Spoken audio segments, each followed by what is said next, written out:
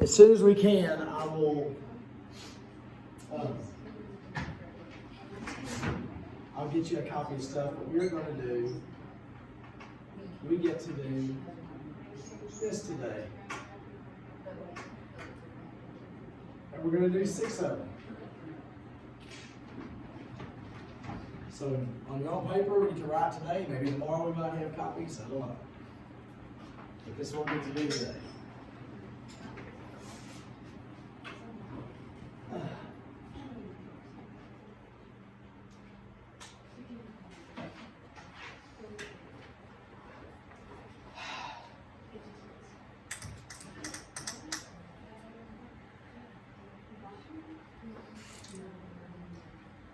Jamestown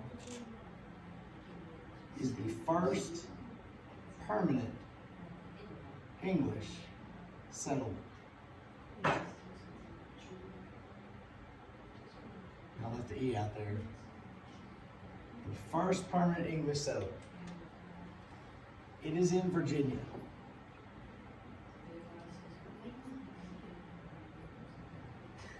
And I think it was 1607.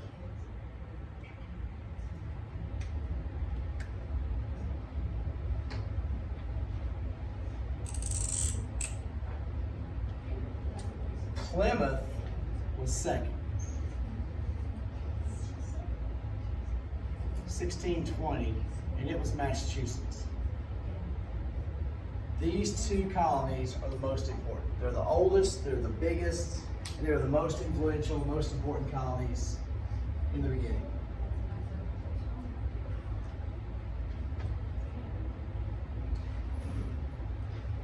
We're going to come back to this one. We're going to skip down and get these and come up. We're going to do number 6. That's all we're doing today. Just doing 6. Well, no, we're going to do all these. Okay. We're going to do through 6. But we're going to skip this one and get to this one. The 11th century is actually the 1200s. And Parliament was starting to get together.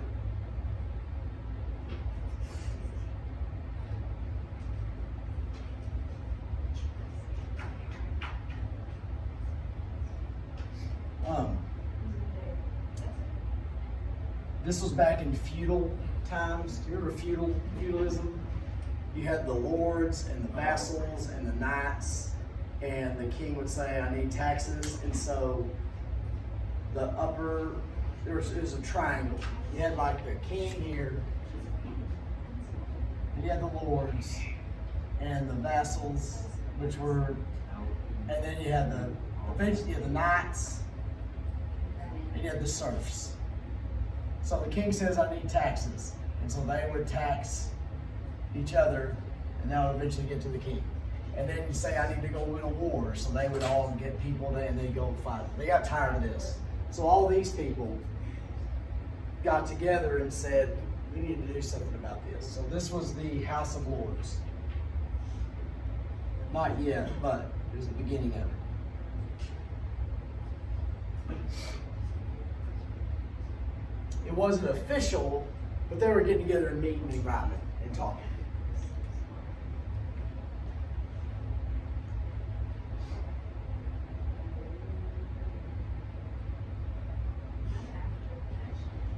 So in 1215,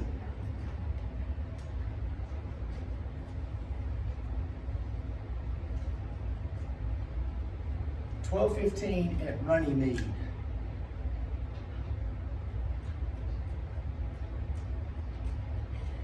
about as English as it gets. Parliament decided to have a barbecue. If you ever write a research paper on the Magna Carta, don't use all that I'm telling you as fact. This is how it went, but artists or whatever, artistic embellishment takes place here. Parliament decided to have a barbecue, and they invited King John. There's only like 5 king names. They keep repeating them, so I don't know what number John this was.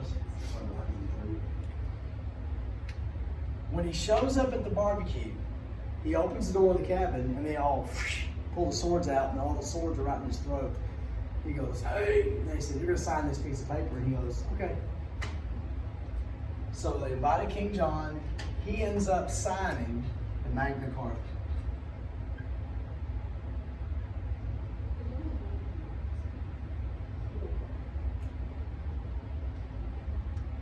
I've got a picture of it somewhere.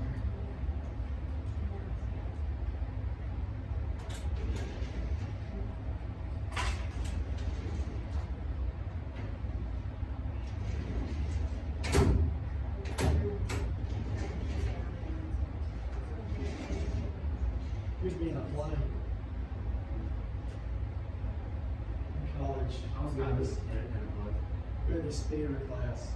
That was me. I was St. Julius, Slay the Dragon. And it's a new play, Slay the Dragon. In college. I was actually in the play, but I ran all of the lights. Oh yeah.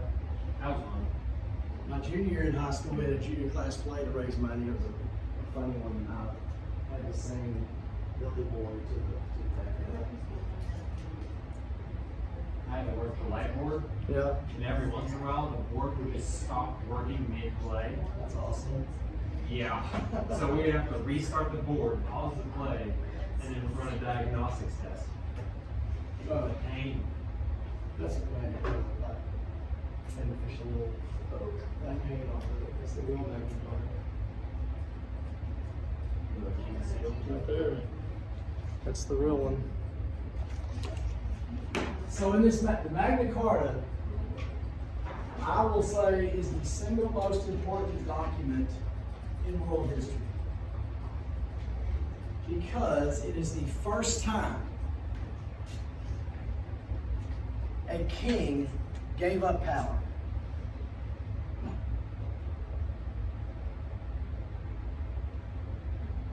First time a king gave up power.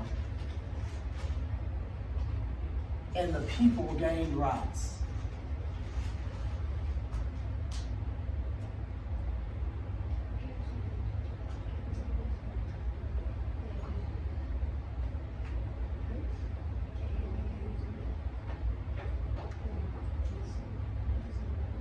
Now, from the Magna Carta, we get the idea of rule of law,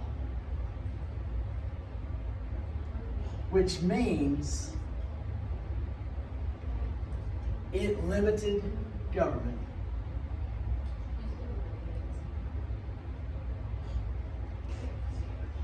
Which means citizen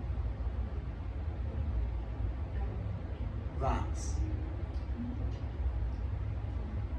So this idea of the rule of law, which limits the power of government, and the idea of representative democracy.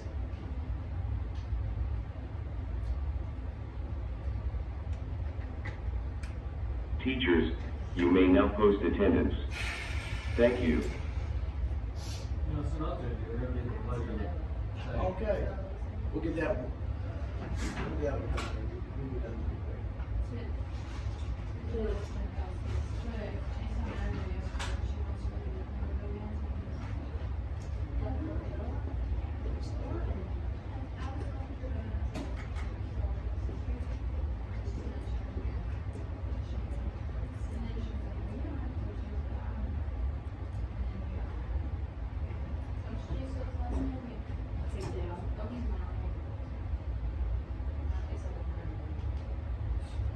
Okay.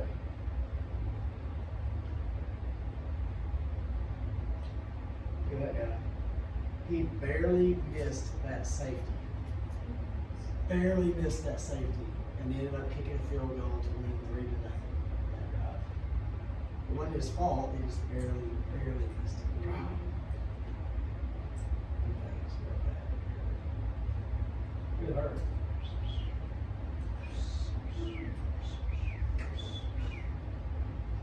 I saw her working out the other day, and I told her she would. Fred, in the winter.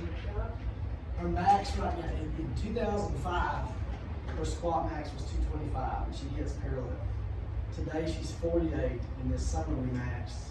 She did 205, she could have done more. She did 205 parallels. And she benches 125. How much Sharon, is you that ordered? on each? A plate's 135. And she hadn't been lifting. She just started back lifting. I was proud of her. I tried to make her. She isn't delicious. There's a lot of girls with a middle name Nicole. There's what? A lot of girls with a middle name Nicole in our grade. Really? Must be popular.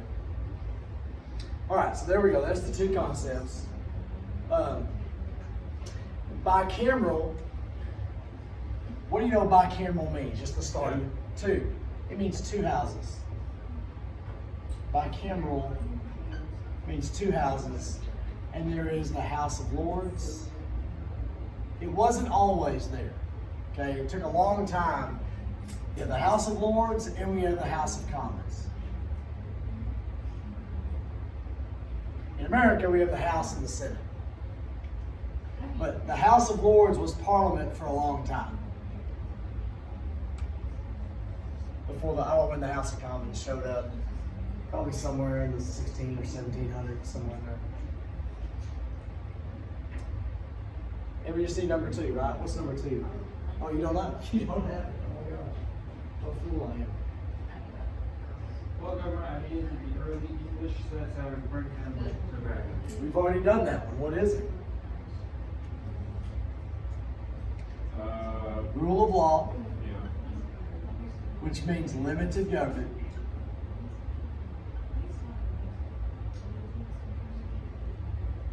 And representative democracy.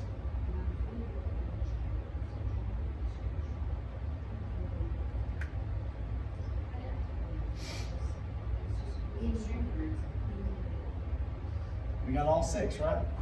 Yeah. Okay. Wow. Yeah, in class we had to grade the paper, so.